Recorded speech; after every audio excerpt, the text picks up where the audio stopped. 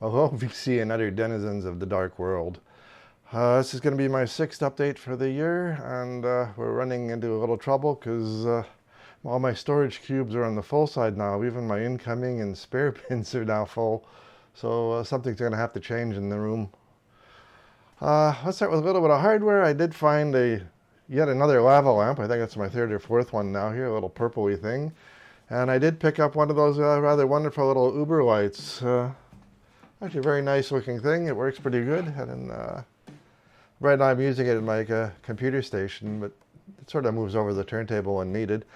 And now let's get on to the albums. There were more than a few finds. We visited, what was that, 8 different thrift stores several times over the few weeks, and did manage to pick up rather good finds.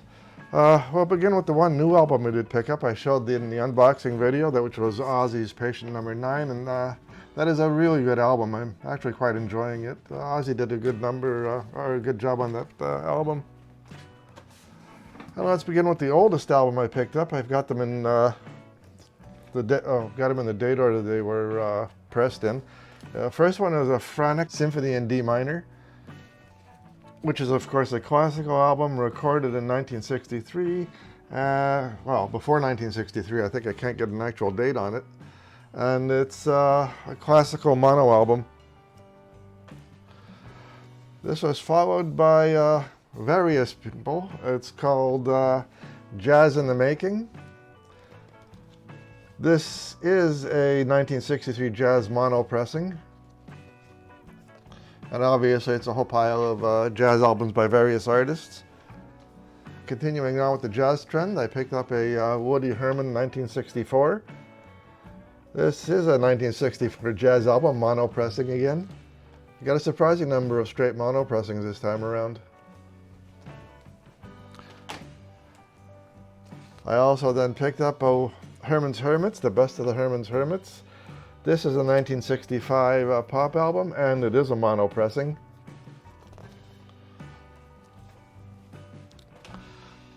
This was a little sleeper album I picked up just on a whim, and it turned out to be a rather bit of a surprise. It's a Sandy Bull Inventions for guitar. 1965 folk mono album, and it is a, where was it? Somewhere on it here it's stamped. Oh yeah, okay, right here. It's stamped as a promo not for sale album. The for sale album, according to Discogs, is quite expensive, so we're quite happy with this one. And we do like guitar music. We're trying to move along quite quickly because we did pick up more than a few albums this time again. Okay, then the next one would be Sonny Cher, The Wondrous World of Sonny Cher. This is a 1966 rock mono pressing, and this is some dimwit wrote their name about 100 times across the back and front of the jacket. So that kind of ruins the jacket. The album itself, pretty good. That's quickly followed by a Mahler Symphony No. 4 in G major. A 1968, the classical album, US-Canada printing. Or US-Canada pressing, not printing. Then we'll move on to some genres people are more likely to know of the rock variety. And we'll start that with a Joe Cocker's self-titled album, Joe Cocker. It's a 1969 rock album. And an unexpected find. You don't see very many Donovans around here, but I did manage to pick up a Donovan Open Road album. This jacket has been a little bit damp because it's a bit wavy. Album's not in bad shape. It's going to need a bit of cleaning, actually quite a bit of cleaning to get the jacket usable. And Donovan was a 1970 folk album, and along with that came Tea for the Tillman by Cat Stevens. Now this is an upgrade album for me. This jacket's not in good shape, but the album hasn't got that was bad news. The album itself hasn't got a mark on it. And I like to keep it that way till I move it to the other sleeve I've got. So that was an upgrade. Moving along, we get a James Taylor Mudslide Slim and the Blue Horizon, a 1971 rock album. It's a gatefold.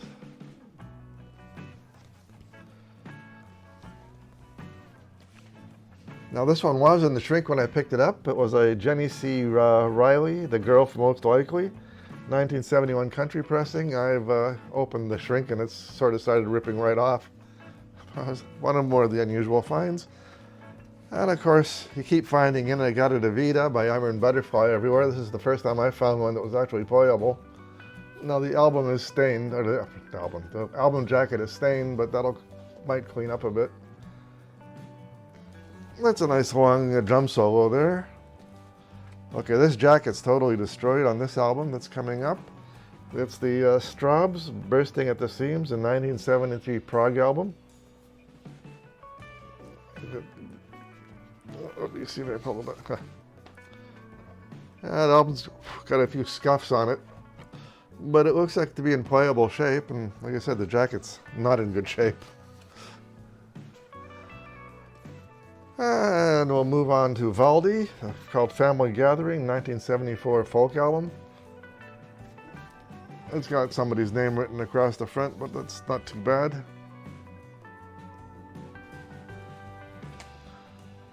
Moving on to Synergy, Electronic Realizations for the Rock Opera, or for the Electronic Realizations for the Rock Orchestra, 1975 electronic album. Trying to get some light on the back cover. That one's pretty dark.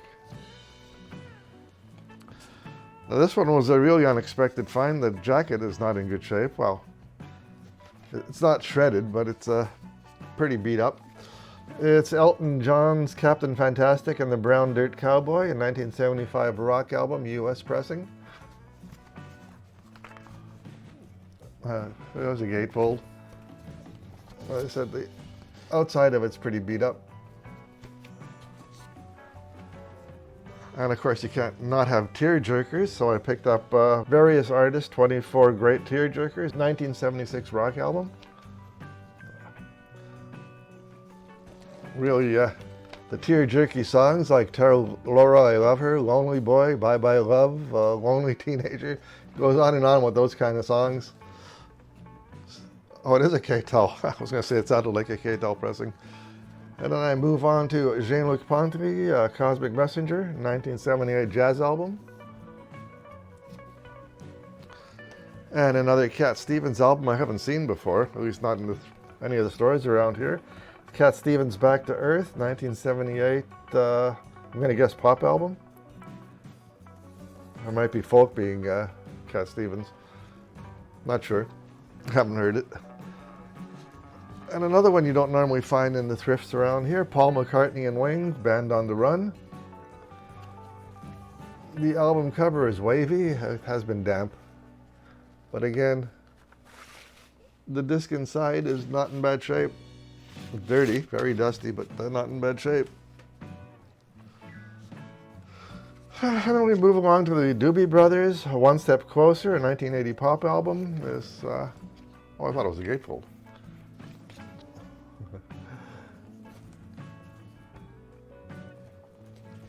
Stray Cat Built for Speed, 1982 rockabilly album.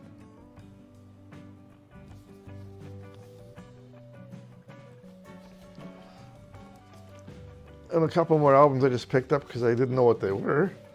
SOS Band, Just the Way You Like It, a 1984 soul album, or soul funk.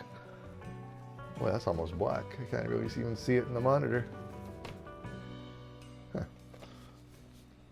This one's got a little promo, Don't You Dare Sell It, stamp on the gold stamp on the back.